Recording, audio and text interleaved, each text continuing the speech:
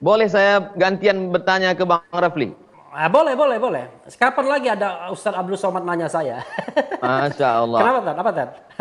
Ada, saya baca itu tulisan di harian di salah satu web. Katanya, Ya. kata Bang Refli Harun, Undang-Undang Dasar 1945 pasal 7A, 7B, 7C itu dihapus saja atau dibuang. Itu apa maksudnya, Bang? Bukan. Wah, itu bacanya nggak lengkap. Jadi pasal 7A, 7B, 7C itu kan bicara mengenai pemberhentian presiden. Jadi presiden itu bisa diberhentikan di tengah jalan. Kalau bahasa Arabnya kan dimakzulkan, tetap. Bahasa Inggrisnya impeach ya, impeachment. Itu kalau dia memenuhi 3 kategori. Satu, melakukan pelanggaran hukum berat seperti pengkhianatan terhadap negara, korupsi, suap, atau tindak pidana berat lainnya. Kedua, melakukan perbuatan tercela. Nah, tercela ini melakukan pelanggaran yang bertentangan dengan norma agama, norma susila, dan norma adat. Seperti judi, mabuk, zina. Yang ketiga, tidak lagi memenuhi syarat sebagai presiden dan wakil presiden. Jadi syaratnya itu warga negara Indonesia dan tidak pernah menjadi warga negara asing karena kehendaknya sendiri, tidak pernah berkhianat terhadap negara, dan mampu secara jasmani dan rohani sebagai presiden dan wakil presiden. Nah, itu adalah ayat-ayat konstitusi, Tad. Jadi kalau kita tidak boleh membicarakan ayat-ayat konstitusi itu, misalnya di kampus, ya buang saja ayat itu, kan begitu, Tat. Gara-garanya di UGM, orang mau Ya. bicarakan tentang pemakzulan, tentang pemberhentian presiden dalam kacamata akademik, diancam, bahkan ancamannya pembunuhan, dibilang makar juga. Nah, itu saya katakan, kalau kita tidak boleh ngomong tentang pemberhentian presiden, ya buang saja ayat itu. Begitu, Tat. Ini jangan-jangan Ustadz Begitu, mancing-mancing saya ini. begitu kronologis. Jadi sebetulnya Iya. ada apa dengan kampus Bang Refli ini? Gimana ceritanya?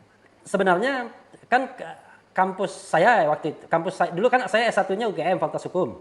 Ya, Itu kan anak-anak CLS, CLS itu adalah Constitutional Law Society, mau meluruskan soal wacana impeachment, pemakzulan atau pemberhentian di tengah masyarakat dalam masa pandemi COVID-19 ini. ya. Lalu mereka mau mengundang pakar hukum tata negara dari UII, Profesor Nikmatul Huda, perempuan. Nah, mereka ingin mengatakan apakah bisa soal pandemi ini kemudian dikaitkan dengan pemakzulan presiden. Sebenarnya niatnya bagus, karena kalau saya baca term of reference-nya, TOR-nya, mereka ingin meluruskan isu-isu seperti itu. Tapi kemudian ada dosen UGM lainnya yang bilang itu makar, bukan makar jagung, Tat, ya, makar bener. Nah, lalu kemudian ada orang nggak tahu siapa mengancam, mengancamnya itu dengan mengatakan akan membunuh, saya tahu keluargamu dan lain sebagainya. Akhirnya ya karena memperhatikan keselamatan, dihentikan kegiatannya, gitu, Tat.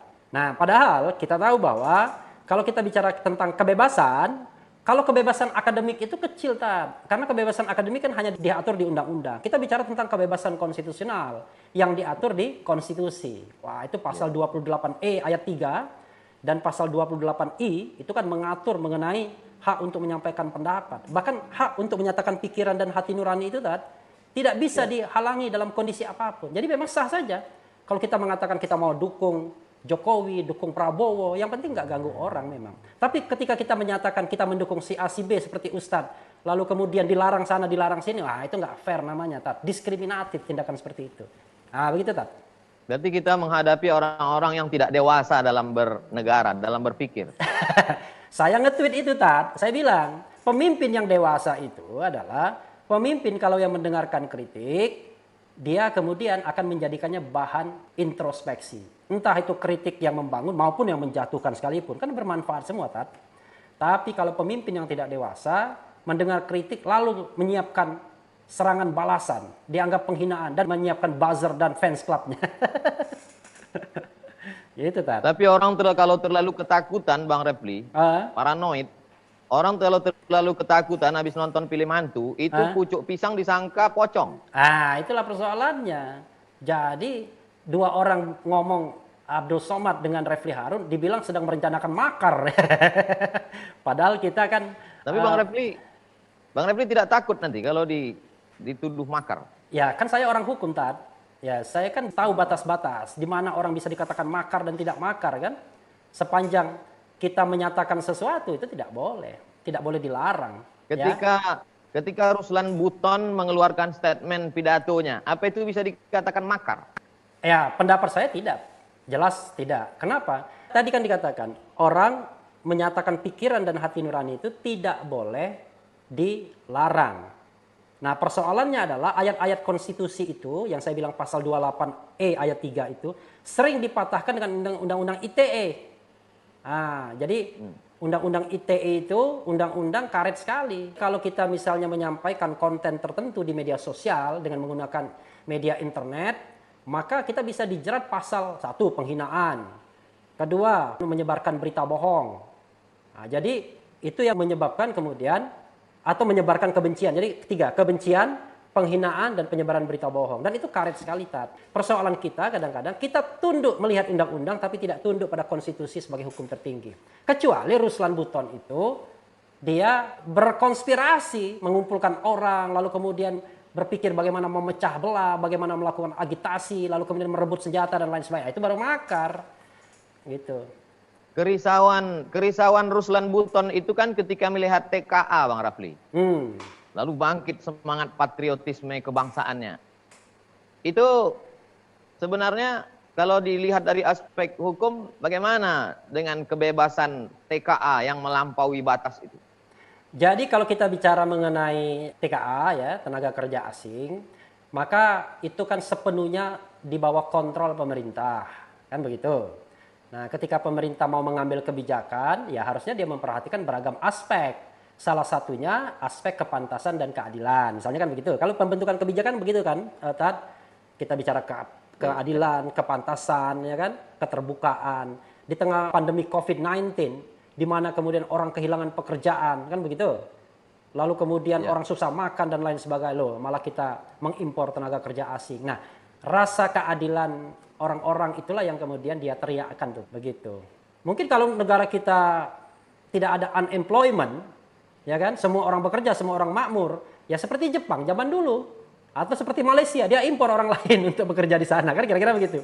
Tapi ini kan unemployment-nya banyak betul, yang nganggur juga banyak, yang kehilangan pekerjaan juga banyak, kan begitu. Kalau Bang Rafli jadi presiden, apa yang Bang Rafli lakukan terhadap Ruslan Buton?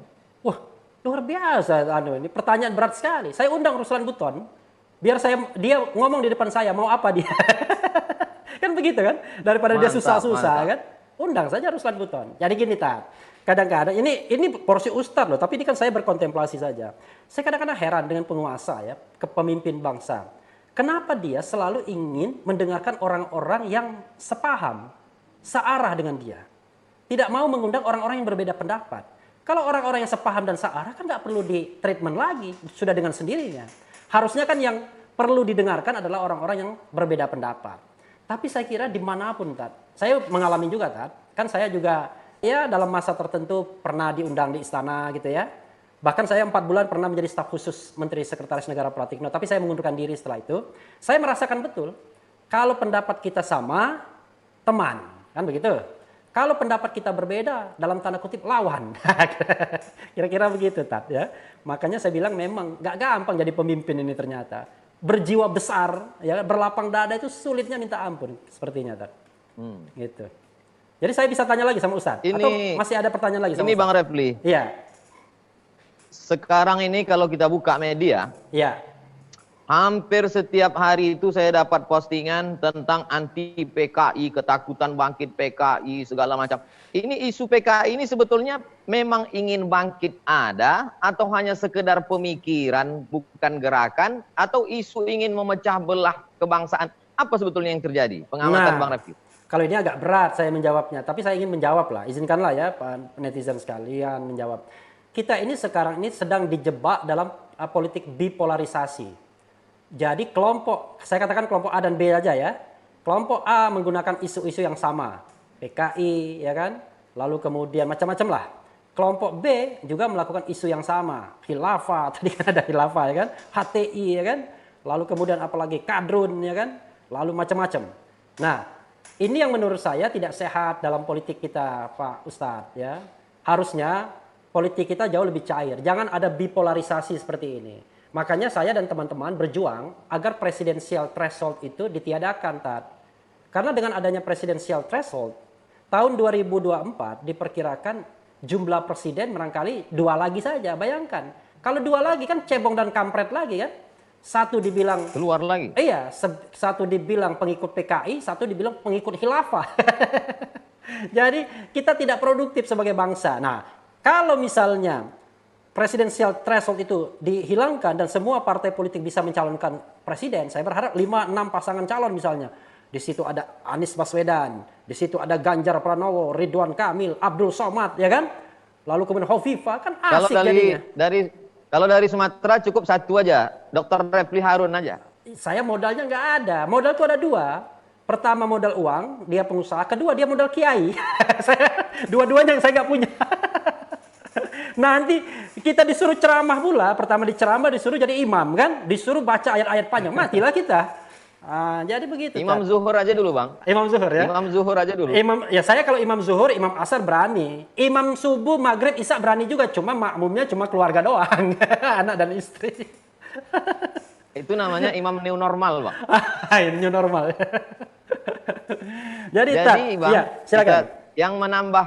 Yang menambah kecurigaan orang ini Ah, seolah-olah benar ya. tentang masalah TAP MPRS nomor 27 1966 25, tentang Pak. larangan PKI itu 25. tidak masuk dalam draft. 25 Tidak itu. masuk dalam draft RUU haluan ideologi Pancasila. 25. Gimana ceritanya nih, Bang? 25 itu. Nomor 25 kalau tidak salah. 25. Ya. Nomor 25. Ya, kalau itu saya termasuk orang yang tidak mendukung adanya undang-undang haluan ideologi Pancasila. Satu. Saya juga tidak mendukung adanya lembaga seperti BPIP. Karena sejarah kita, kalau Pancasila sudah dibajak oleh negara, captured by the state, ya kan? Itu biasanya jadi alat gebuk, Zaman Orde Baru begitu, zaman Orde Lama begitu. Ya kan? Zaman Orde Lama Bung Karno, siapa yang tidak percaya sama Nasakov digebuk, gitu, kira-kira begitu. Dan biasanya itu orang-orang Masyumi itu yang kena gebuk itu biasanya kan? Orang-orang Sumatera itu. Ya. Zaman Orde Baru juga begitu, Orang yang tidak setuju dengan Pak Harto akan digebuk, berarti bertentangan dengan Pancasila. Kalau Louis XIV di Prancis kan, l'état c'est moi, negara adalah saya, Pancasila adalah saya. Makanya saya bilang, waduh nggak setuju. Karena Pancasila itu tidak hanya ideologi. Terminologi ideologi pun banyak ditentang orang juga. Tapi Pancasila itu dia falsafah negara, dia juga dasar negara, dia juga alat filter bagi kehidupan kita untuk menyerap nilai-nilai asing yang kompatibel atau tidak misalnya. Jadi kalau misalnya menjadikan dia cuma ideologi negara, state ideology, maka dia menjadi alat represi, menjadi alat gebuk. Karena ideologi itu punya negara, yang tidak setuju dengan negara, which is kadang-kadang dianggap pemerintah, maka dia bisa digebuk. Makanya saya tidak setuju kalau ada undang-undang tentang haluan ideologi Pancasila. Lagi pula, Pancasila itu kan sumber dari segala sumber hukum, Kalau sumber dari segala sumber hukum itu derajatnya paling tinggi, lebih tinggi daripada undang-undang dasar. Karena dia mengilhami pembentukan undang-undang dasar, TAP MPR, undang-undang sampai ke bawahnya. Lah, kalau dia dijadikan undang-undang, turun derajatnya.